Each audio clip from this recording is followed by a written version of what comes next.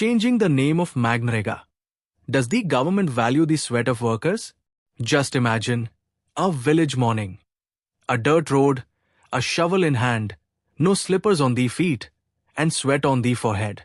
That worker may not even know which scheme's name is being changed in Parliament today, or which lost soul is being given a new face.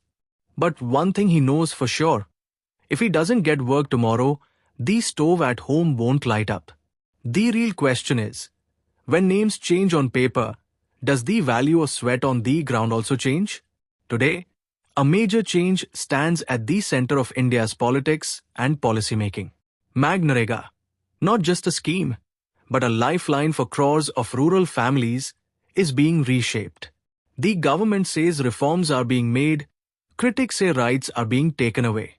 And amid this debate, the voice of the worker gets lost. The worker, who neither holds press conferences nor sits in TV debates. Let us tell you that the story of MNREGA is not new. Its roots lie in a time when rural India's biggest problem was not just poverty, but uncertainty. In 2004, an idea was placed before Parliament that asked a direct question: if there can be a right to work in cities, why not in villages? From that question was born the National Rural Employment Guarantee Act. This was not just a scheme, it was a social contract between the state and the citizen. Behind the making of this law were not just files and meetings.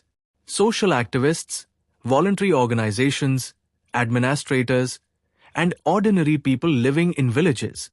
All their voices were included. That is why when this law returned to Parliament, it received not only political support, but also moral legitimacy. It was said in Parliament that this law was an example of how the government and society can work together without political discrimination. When this law was passed in 2005, slogans of "Long Live Employment Guarantee" echoed in the House. At that time, no one imagined that one day the very existence of this scheme would be questioned. MNREGA did not just provide work in villages. It stopped migration, gave women economic identity, and most importantly, turned work into a right, not charity. The strongest feature of MNREGA was its demand-driven nature. If a worker demanded work, the government was responsible for providing employment within 15 days. And if work was not provided, an unemployment allowance had to be paid.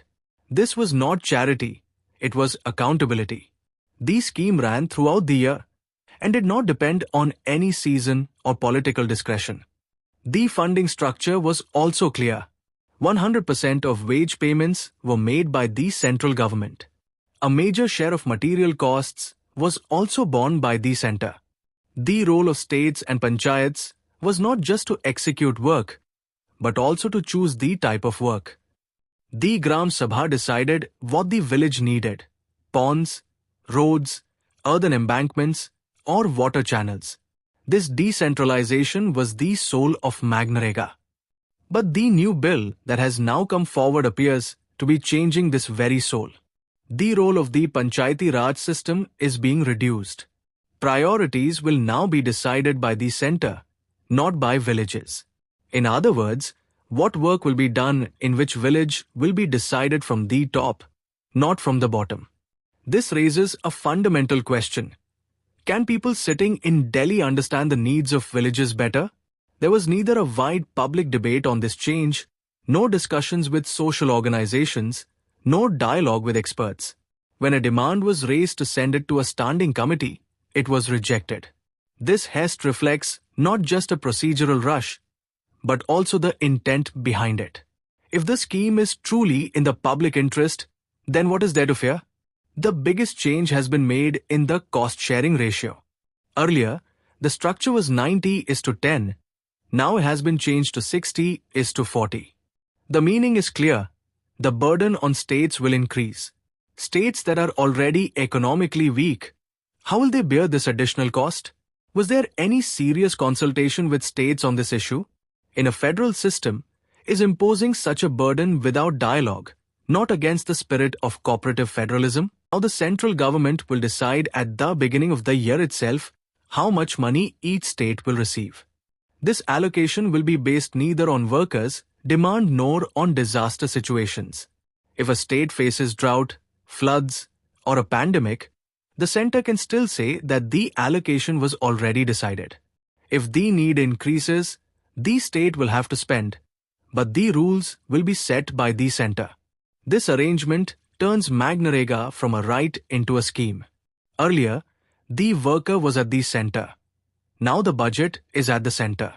And during the peak agricultural season, states will have to declare a 60-day blackout period, meaning no work will be provided during that time. This raises a serious question. Do hunger and unemployment arrive according to a calendar? The proposal of biometric attendance is another example of a decision disconnected from ground reality. A worker who has lost the lines on his fingers while breaking stones, how practical is it to expect fingerprints from him? Technology can be a facilitator, but when it becomes a barrier, it is the poor who are excluded first. Remember the COVID period. When the country was shut down, there were only two systems that stood with the people: food security and MNREGA. Millions were forced to return from cities to villages. MNREGA at least gave them the assurance that they would get work and would not starve. Weakening that very scheme today, does it not mean forgetting that experience? A few years ago, it was said that MNREGA was a monument to the failures of the previous government. But the truth is that in homes where there was once darkness, light came through the scheme. This is not a story of failure. It is a story of achievement. If there is disappointment in Parliament today, the government should reflect on why the very scheme that was once passed with consensus has now become a subject of controversy. And then comes the question of changing the name. Mahatma Gandhi's name is being removed from the scheme. This is not just about a name. It is about a way of thinking. Why is there such discomfort with Gandhi? Even earlier, schemes associated with Gandhi's name were changed. If a scheme is named after some other leader, there is no objection. But why is there need to remove Gandhi's name? Gandhi is not just a name. He is a symbol of an idea. One where the last person comes first. In the soil where a worker's sweat falls, Gandhi's name is written automatically. You can change boards, you can change posters, but you cannot change the ink of history. The question surrounding Gandhi's statue installed in front of the old Parliament building is not just about a statue, it is about symbolism. The soil of this country is not shaped by a single idea, but by many streams of thought: Nehru, Patel, Maulana Azad, Ambedkar. You may remove names from schemes, but you cannot remove these ideas from the foundation of democracy. If someone believes that changing names can change history, they are not deceiving history, they are deceiving themselves. Gandhi is neither the title of a scheme nor a compulsion on a poster. Gandhi is the name of a question that is asked of every authority. Have you thought about the last person? The real question today is this: does the government value the sweat of workers? If the intention is truly reform, then why fear dialogue? Why run away from a select committee? Take time, hold discussions, make changes, and bring a law that strengthens workers, not weakens them. If the intention is to uplift India's poor, India's workers, and India's women, many people are ready to walk alongside. But if schemes are turned into political weapons, confrontation is inevitable. MNREGA is not just a law, it is a promise. And when a promise breaks, its noise is heard more in villages than in Parliament. As the video ends, one final question. When the next time you pass through a village road and see a worker at work, ask yourself, what is the value of his sweat? Because the answer lies not just in policy, but in intent. If our video has taught you something new, do not forget to like and share this video so that this information can reach others as well. Your likes and shares are a source of inspiration for us.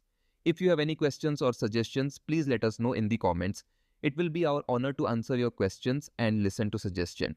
And yes, if you like our content, subscribe to the channel and press the bell icon so that you stay connected with every new story. Thank you. GRT Business YouTube channel sources, news from various news agencies, opinion polls, and other public sources. We try to ensure that every report and summary is accurate and verified, but we are not responsible for any dispute or error. Our aim is only to provide you with accurate information.